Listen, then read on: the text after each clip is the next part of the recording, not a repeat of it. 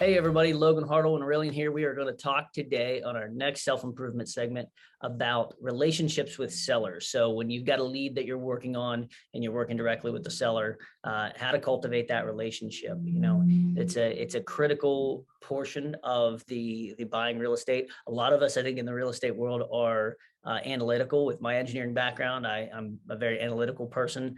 So this aspect of it took me a while to really get a good grasp on, frankly. But it's so vitally important to making sure that a transaction can go smooth is to really build that relationship with the seller. So, Yeah, absolutely. And yeah, it's a relationship business. Real estate is a relationship business, and this is also true for commercial real estate.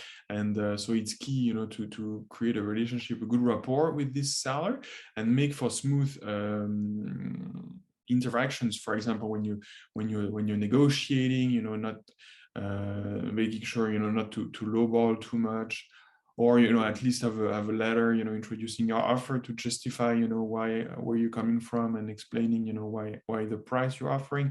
And also never forget that the seller may have other properties, so you need to build that rapport, be a good listener, understand where they're coming from, what it is they're looking for, and try to address their concerns, try to help them figure out solutions. If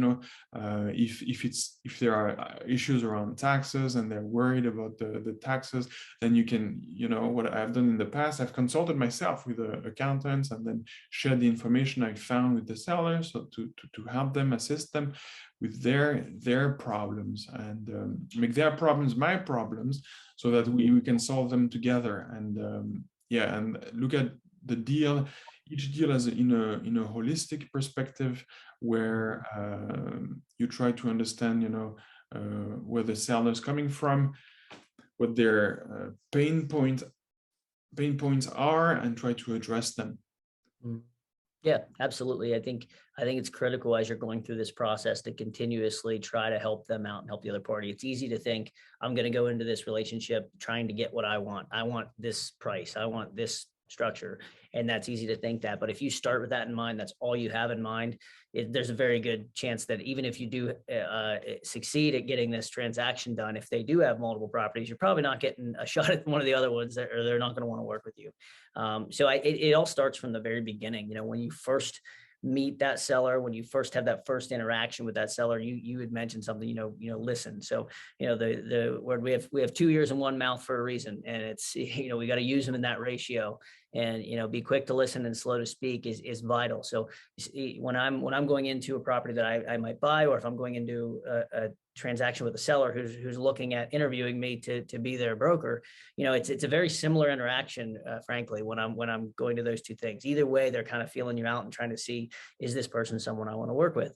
And I generally go in with a plan in mind of I want to get through these topics, but you have to be incredibly flexible in that first initial meeting, because you have no idea where it could go. I've gone into meetings where someone was just silent, and then I have my plan together and I walk through everything and I talk, because I can't get them to talk at all.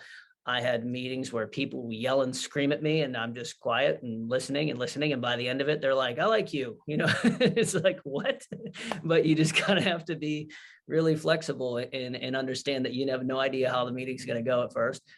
Make sure you get enough of the talking points across that you gather the information you need, but yeah, listen a lot and try to get their perspective and understand where they're coming from.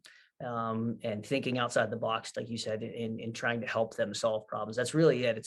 It's a relationship business and a problem solving business. That's what we're in. That's what real estate is. Yeah. And the idea of service, being of service to in the transaction, in the relationship with the other party, making sure, like you said, that you listen, and that you help them. And it's it's a cliche to say it's a win-win situation, but really that's what you want to do. It's you want to go from point A to point B, where both parties are happy in the end, and have through understanding, where what each party is actually aspiring to receive, being able to meet each other halfway. Yep, absolutely. Yeah, yeah. It's definitely more of an art than a science. We'll put it that way. It's you know, and you'll get better with it over time. The more sellers you can interact with, the better you'll get at it. It's like anything else. It's a muscle that you have to work out and you have to exercise, and you'll get better and better at relationship building. Mm, absolutely. Well, thank you so much, Logan, for your insights. Yeah, thank you as well. Appreciate it. Yeah, and thank you everybody for tuning in. And if you want more, we will be there next week. Yep. All right, everybody. Take care.